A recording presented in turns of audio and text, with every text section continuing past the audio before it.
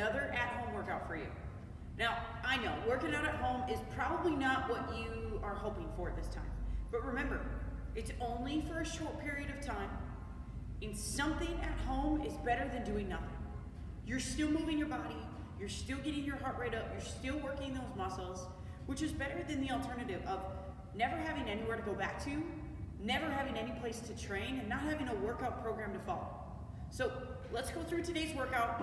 Let's make it a kick-ass workout and have a great day. So for today, we have a full body workout. 2 exercises paired together. It is a cardio and a core exercise.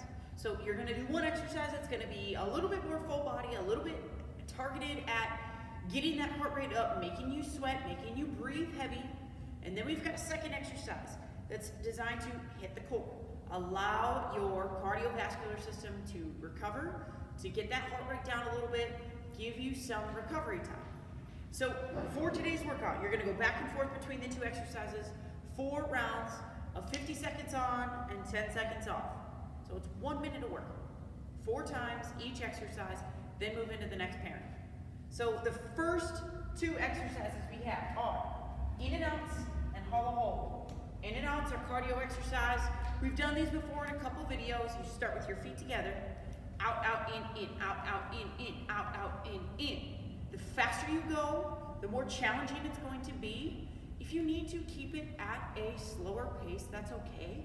But what I recommend, so that you're still getting a good amount of work in, is make it a high knee, out, in.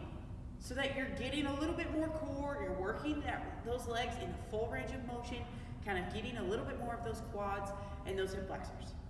Your second exercise is a hollow hold. A hollow hold is a core exercise that really gets the whole core here. Now what I want you to do, I want you to start lying flat. I want arms to be out overhead, legs to be straight. I want you to, from here, think about raising hands, shoulders, head, and shoulder blades up off the floor. But I also want you to lift the legs off the floor. Back should be flat. I should not be able to slide my fingertips underneath. My belly button is pulled in. My nose is pulled up toward the ceiling. This is the hardest version. If you want to make it a little bit easier, bring those hands in toward our sides. Easier comes as you raise those legs in the air. Raise and bend them. You get to this position. This is going to be the easiest position here.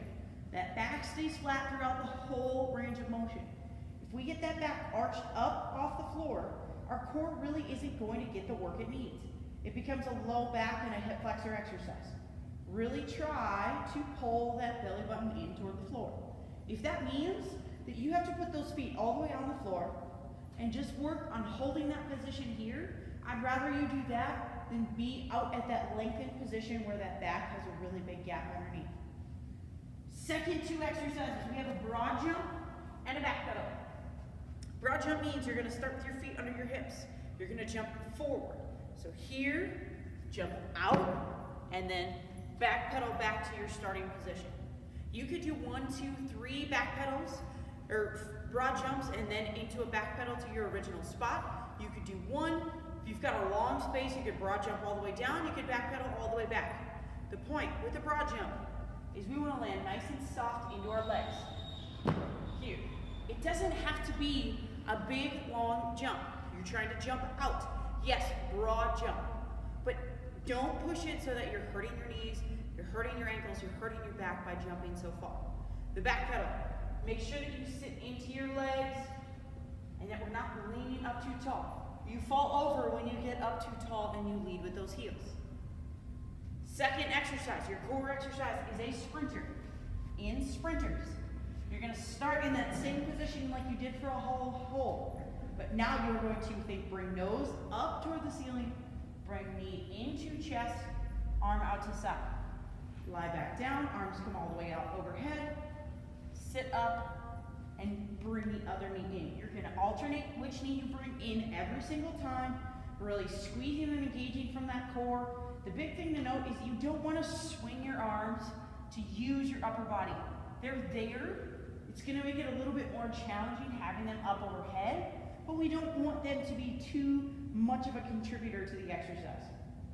Then we go into squat jumps. Again, these have been featured in a few different workouts.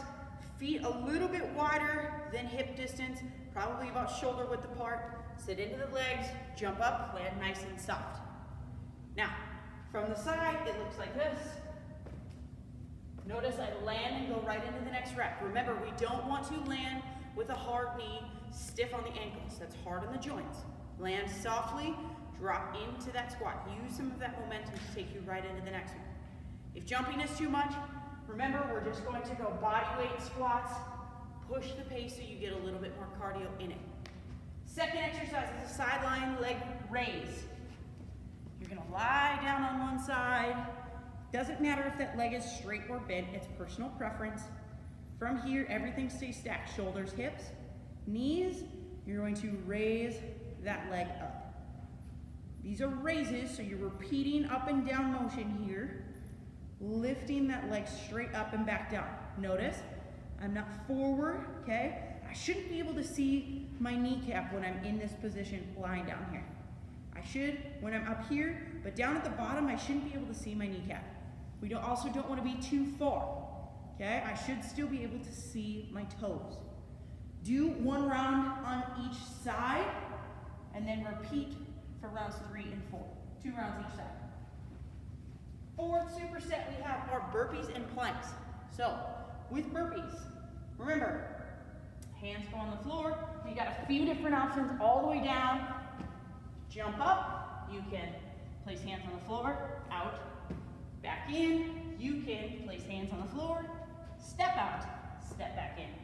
You can also elevate your hands on a bench, on a box, on the edge of a couch, a chair, something so you can bring that floor a little bit closer to you. Then we have planks. Your choice, if you want to do a high plank or a low plank, I'm leaving it up to you. But I will say, you get off of your hands, it's a lot less on the wrists if you go from a low plank position. It's also a little bit more challenging on the core. So in that low plank position, elbows right underneath the shoulders, body's nice and long, eyes are looking just past my knuckles here, squeezing to pull that belly button in tight. Last but not least, we have jumping jacks and a hip raise hold. Jumping jacks, everything starts together. Jump up, bring arms up overhead. If you need step out jacks, this is what they would look like. Then we go to the hip raise hold as our last exercise. Lie on your back, feet flat on the floor. I want you to really think about squeezing the glutes, press through the floor, drive the hips all the way up to the top. You're gonna hold this position. Really think about squeezing those cheeks together the whole time, really pressing through that floor. That's gonna start to make those glutes and those hamstrings start to fire. All right, those are your exercises for today. This is a fun full body workout. You get some cardio, you get to really beat yourself up, then you get some relaxation, you get to kind of work the core, which is an area I know we all want to target. Give it a shot. Let me know if you have questions on this workout, if you need different exercises, if you need modifications, if you're looking for more training, more coaching, anything like that, let me know. Have a great workout and stay healthy.